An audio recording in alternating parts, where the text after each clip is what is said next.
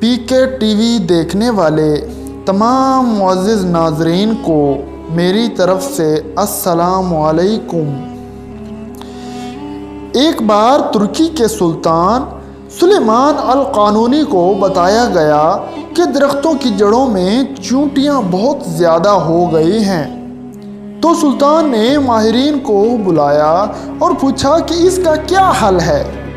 ماہرین نے بتایا کہ فلاں تیل اگر درختوں کی جڑوں پر چھڑک دیا جائے تو چیونٹیاں ختم ہو جائیں گی، مگر سلطان کی عادت تھی کہ کوئی بھی کام کرنے سے پہلے اس کے بارے میں شرعی حکم معلوم کرتے تھے، اس لیے خود چل کر ریاستی مفتی، جن کو شیخ الاسلام کہا جاتا تھا، کہ گھر گئے، مگر شیخ گھر پر نہیں تھے، اس لیے ایک پیغام شعر میں لکھ کر ان کے لیے رکھا، جو یہ تھا: اگر درختوں میں چیونٹیاں ہو جائیں تو ان کو قتل کرنے میں کوئی ضرر ہے؟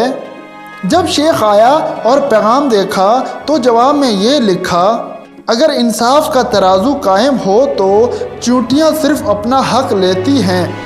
شیخ نے اشارہ دیا کہ زیادہ اہم کیا ہے۔ سلطان آسٹریا کے دارالحکومت ویانا کو فتح کرنے کی نیت سے جہادی سفر پر نکلے، مگر راستے میں انتقال ہو گیا، تو آپ کے جسد خاکی کو واپس استنبول لایا گیا۔ آپ کی تجہیز و تکفین کے دوران آپ کا وصیت نامہ ملا، جس میں لکھا تھا کہ میرا صندوق بھی میرے ساتھ دفن کرو۔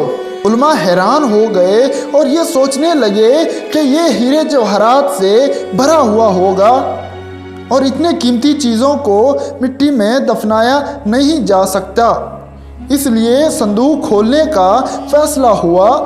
صندوق کھول دیا گیا تو یہ دیکھ کر لوگ حیران ہو گئے کہ اس میں وہ تمام فتوے تھے جو علماء سے لینے کے بعد سلطان نے اقدامات کیے ہوئے تھے، اور ساتھ دفنانے کا مقصد یہ تھا کہ اللہ کو ثبوت پیش کروں کہ میں نے کوئی بھی حکومتی فیصلہ اسلام کے خلاف نہیں کیا، بلکہ علماء سے باقاعدہ فتویٰ لے کر کیا ہوا ہے۔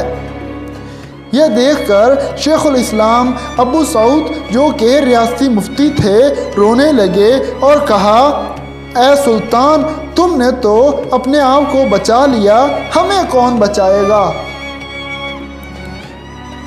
امید کرتے ہیں یہ چھوٹی سی کاوش آپ کو پسند آئی ہوگی۔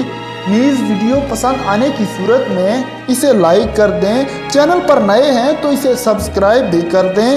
اپنا اور اپنے پیاروں کا بہت سارا خیال رکھیں۔ اللہ نگہبان۔